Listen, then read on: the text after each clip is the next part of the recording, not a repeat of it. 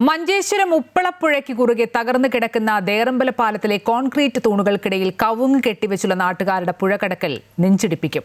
ഒരാഴ്ച മുമ്പ് പ്രദേശവാസിയായ യുവതി കുത്തിയൊഴുകുന്ന ഉപ്പളപ്പുഴയിലേക്ക് വീണതോടെയാണ് പാലം തകർന്നുള്ള അപകടയാത്ര പുറംലോകം അറിയുന്നത്. ദേറമ്പലയിൽ ഉപ്പള പുഴയ്ക്ക് കുറുകെ കോൺക്രീറ്റ് പാലം വേണമെന്ന ആവശ്യം ശക്തമാവുകയാണ്. കുത്തിയൊഴുകുന്ന ഉപ്പളപ്പുഴക്ക് കുറുകെ തകർന്നു കിടക്കുന്ന കോൺക്രീറ്റ് പാലത്തിനിടയിൽ താൽക്കാലികമായി കവുങ്ങ് സ്ഥാപിച്ച് നാട്ടുകാർ ഇരുകര കടക്കുന്നത് നെഞ്ചിടിപ്പോടെ മാത്രമേ കാണാൻ സാധിക്കൂ. ഇവിടെ പാലം തകർന്നിട്ട് 4 വർഷത്തോളമായി. മംഗൽപാടി ഗ്രാമപഞ്ചായത്തിലെ മടന്തൂർ, മീഞ്ച ഗ്രാമപഞ്ചായത്തിലെ ദേറമ്പള എന്നിവിടങ്ങളിലുള്ളവർക്ക് അപകടം പതിയിരിക്കുന്ന ഈ വഴി അല്ലാതെ തൽക്കാലം മറ്റു മാർഗങ്ങളില്ല.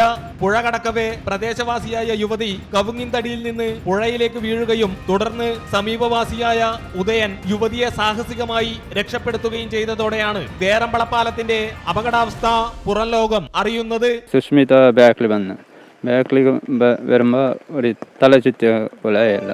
ഞാൻ അപ്പോൾ തിരിഞ്ഞു നോക്കുമ്പോൾ അവൾ വെള്ളത്തിൽ പോയി.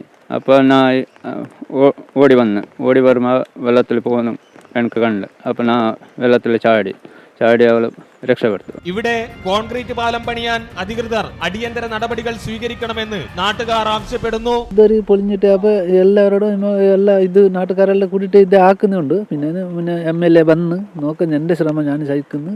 എന്തെല്ലാം ആന്നപ്പോൾ ആക്കുന്നില്ല. MLA പറഞ്ഞു ഭരോസ കൊടുത്തിട്ട് പോയിന്. പിന്നെ എന്ത് നമുക്ക് അതറിയാലേ.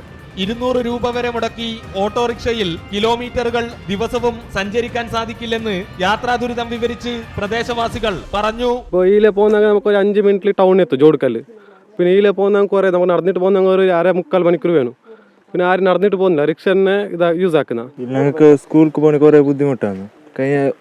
പോകാൻ 200 രൂപ റിക്ഷന്, വേറെ 200 രൂപ, ഒരു ദിവസത്തിന് 400 രൂപ. അങ്ങനെ കുറെ ബുദ്ധിമുട്ടാണ്. ഉപ്പളപ്പുഴക്ക് കുറുകെ ജില്ലാ പഞ്ചായത്ത് 2003 നിർമ്മിച്ച കോൺക്രീറ്റ് നടപ്പാലമാണ് വർഷങ്ങളായി തകർന്നു കിടക്കുന്നത്. അമൃത ന്യൂസ്, കാസർഗോഡ്.